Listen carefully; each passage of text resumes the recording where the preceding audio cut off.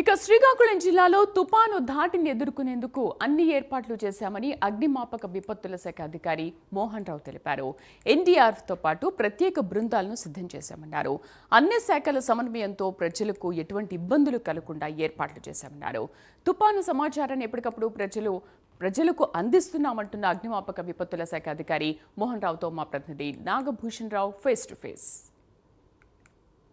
తుఫాన్ శ్రీకాకుళంపై ప్రభావం చూపుతున్నటువంటి నేపథ్యంలో శ్రీకాకుళం జిల్లాలో ఉన్నటువంటి ప్రాంతాలలో ఏ విధమైనటువంటి సహాయ చర్యలు చేపడుతున్నారు, అదేవిధంగా ఎటువంటి సహాయంలో ఈ శాఖ పాల్గొంటున్నటువంటిది ఇప్పుడు విపత్తుల శాఖకు సంబంధించి జిల్లా అధికారి గారు మోహన్ రావు గారు ఉన్నారు.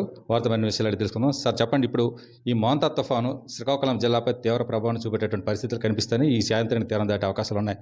ముందస్తుగా మీరు చేయవలసినటువంటి కార్యక్రమాలు ఏమైనా శాఖపరంగా చేపట్టారు?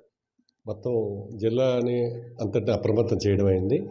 మనకు రెగ్యులర్గా 10 స్టేషన్లు, 2 అవుట్సోర్స్ ఉన్నాయి. 2 అవుట్సోర్స్లో ఒకటి మందసాది ఇంకా వెహికల్ రేపు 2వ తేదీ వరకు పెట్టాలి, 2వ తేదీలో పెడతారు. మొత్తం ఈ 10 స్టేషన్ రెగ్యులర్ 10 స్టేషన్లలో కూడా ఆన్ అండ్ ఆఫ్ని అప్రమత్తం చేయడం అయింది. అలానే ఎక్విప్మెంట్ను కూడా రెడీ చేసుకోవడం అయింది. అయితే ఈలోగా మా కైండ్ డీజీ గారి ఉత్తర్వుల ప్రకారం ఏమైందంటే ఈస్ట్ గోదావరికి కొన్ని టీములు పంపడం అయింది. 2 బోట్లు, తర్వాత ఏమో 14 వుడ్ కటింగ్ టీములు కూడా పంపించడం అయింది. ఒక ట్రూప్ క్యారియర్తో 2 ఆఫీసర్ని ఇచ్చి మొత్తం 45 మెంబర్స్ ఇక్కడ నుండి ఆఫీసర్స్ అండ్ మెన్ అందరూ కలిసి 45 మెంబర్స్ ఇక్కడ నుండి పిఠాపురం పంపడం అయిందండి.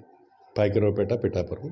కాబట్టి మేమైతే మొత్తం ఆన్ అండ్ ఆఫ్ని స్టాండ్ బై పెట్టుకొని మిగతా వాళ్ళతో అప్రమత్తంగానే ఉన్నాము. ఏవైనా శాఖాపరంగా మా పరం నుండి రెవెన్యూ, అదే కలెక్టర్ గారి ఉత్తర్వులు కానీ, ఎస్పీ గారి ఉత్తర్వులు కానీ, వాళ్ళ ఉత్తర్వుల ప్రకారంగా ఏదైనా ఎక్కడైనా జరిగితే మేము మూమెంట్కి వాళ్ళతో కోఆర్డినేషన్ చేసుకుంటాం. ప్రతి ఎంఆర్ఓలు ఆ లోకల్ పోలీస్ స్టేషన్ని కోఆర్డినేషన్ చేసుకొని మా లోకల్ ఆఫీసర్స్ ఎక్కడైనా ఏదైనా అయితే ఇమీడియట్గా రెస్ట్ అవుట్ అవుతామన్నమాట. ఇప్పుడు ముందుగా ఏమైనా రిస్క్ ప్రాంతాలను ఏమైనా ఐడెంటిఫై చేశారా? అలాంటిది ఏమి రిస్క్ ప్రాంతాలు అనేది ఏం లేదు.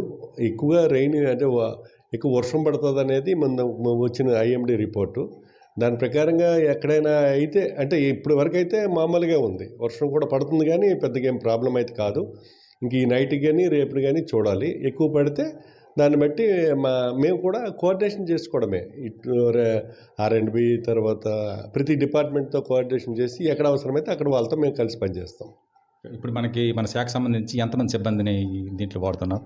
ఇప్పుడు 45 మెంబర్స్ వెళ్ళిపోతే 175కి 130 మెంబర్స్ ఉన్నారండి. మొత్తం 130 మెంబర్స్తో మేము జిల్లాని అప్రమత్తం చేస్తాం. ఆన్ అండ్ ఆఫ్ పెట్టాము. ఎవరు కూడా ఎన్డీఆర్ఎఫ్ బృందాలతో ప్రత్యేకమైన బృందాలు మన టీంలను ఏమైనా ఏర్పాటు చేశారా? అంటే వాళ్ళు మన రిక్వైర్మెంట్ లోకల్గా రిక్వైర్మెంట్ అడిగినప్పుడు మేము వాళ్ళతో కలిసి పనిచేయడం జరుగుతుంది. ఎస్డీఆర్ఎఫ్తో, ఎన్డీఆర్ఎఫ్తో. ఇది ఇక్కడ పరిస్థితి. పూర్తి స్థాయిలో సన్నద్ధమై ఉన్నామని చెప్తున్నారు. మోంతా తుఫాన్కి ఎటువంటి పరిస్థితులైనా సరే అధిగమించేందుకు శాఖపరంగా అన్ని ఏర్పాట్లు చేశామని చెప్తున్నారు. మీ వీడియో జర్నలిస్ట్ శ్రీతో నాగభూషణ్ రావు, ప్రైమ్ న్యూస్, శ్రీకాకుళం.